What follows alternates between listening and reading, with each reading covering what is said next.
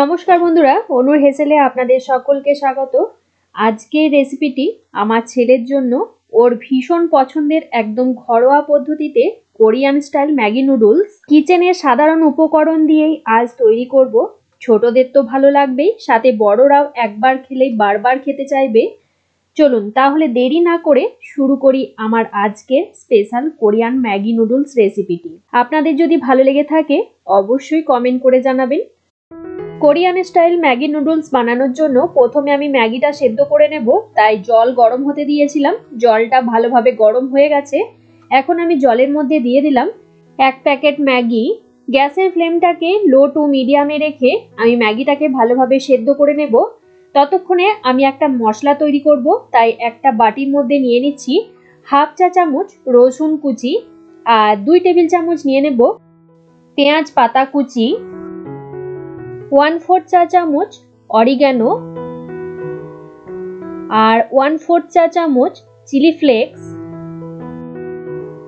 দেব 1/2 চা চামচ কাশ্মীরি লঙ্কার গুঁড়ো, আর 1/4 চা চামচ লবণ। লবণটা অবশ্যই আপনারা আপনাদের স্বাদ অনুযায়ী দিয়ে নেবেন। দিয়ে দিচ্ছি 1 প্যাকেট ম্যাগি মশলা। যেহেতু আমি 1 প্যাকেট ম্যাগি নিয়েছি, তাই আমি 1 প্যাকেট ম্যাগি মশলা দিয়ে দিলাম। দেব 1 টেবিল চামচ ডার্ক সয়া সস।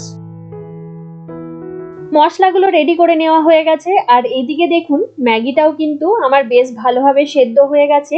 আমি মোটামুটি 2.5 থেকে 3 মিনিট সময় ধরে ম্যাগিটাকে ভালোভাবে সেদ্ধ করে নিয়েছি। এবার গ্যাসে একটা তড়কা প্যান বসিয়ে নিয়েছি। তড়কা প্যানটা ভালোভাবে গরম করে নিয়ে তারপর এর মধ্যে দিয়ে দেব 1 টেবিল চামচ সাদা তেল। একদম ধোঁয়া ওঠা পর্যন্ত তেলটাকে খুব ভালো করে গরম করে নেব। তেল ভালোভাবে গরম হয়ে গেছে। এখন এই মশলার মধ্যে আমি গরম তেলটা দিয়ে দেব। তারপর মশলার সাথে তেলটা খুব ভালো করে মিক্স করে নেব। দেখুন মশলার কালারটা কি সুন্দর হয়েছে। এবার সেদ্ধ করে নেওয়া ম্যাগিটা জল থেকে তুলে আগে থেকে তৈরি করে রাখা মশলাটার মধ্যে দিয়ে দেব। এবার মশলার সাথে ম্যাগিটাকে খুব ভালো করে মিশিয়ে নেব দুটো ফর্কের সাহায্যে। আপনারা চাইলে ম্যাগির জলটাও দিতে পারেন, আর যদি অপছন্দ হয় তাহলে এরকম ভাবে তৈরি করে দেখতে পারেন। খেতে কিন্তু ভীষণ ভালো হয়। আমার আজকের এই কোরিয়ান ম্যাগি নুডলসের রেসিপি আপনাদের কেমন লাগলো অবশ্যই কমেন্ট করে জানাবেন। ভালো লেগে থাকলে আপনারাও বাড়ির বাচ্চাদের এরকম ভাবে বানিয়ে দিতে পারেন। দোকানের প্যাকেটে যে কোরিয়ান ম্যাগি পাওয়া যায় সেগুলো তো খাওয়া একদমই ভালো নয়। বাড়িতে এইভাবে বানিয়ে দেখতে পারেন। এর স্বাদ রেস্টুরেন্টের স্বাদের থেকে কোনো অংশেই কম হবে না, আমি গ্যারেন্টি দিয়ে বলতে পারি।